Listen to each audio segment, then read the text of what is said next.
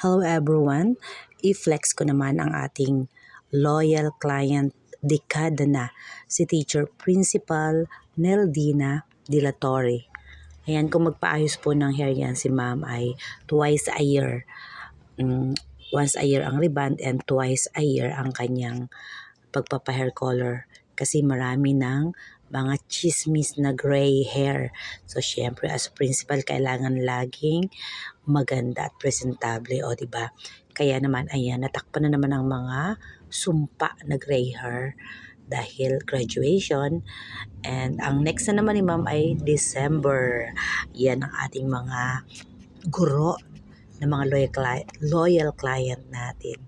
So, ayan, thank you, Teacher Principal Neldina De La Torre sa patuloy na support at tiwala kay Ate Hilda.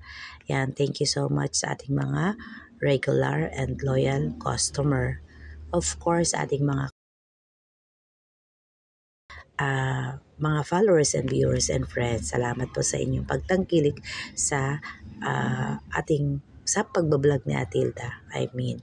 Ayan po sa aking mga reels. Thank you po sa mga nanonood at paki-like and share na rin po. Ayan po ang gawa natin today ay reband and hair color. Ayan. Thank you guys for watching. See you next time. Paki-follow na rin po ang ating page, Hilda Salon de Fashion. God bless to all.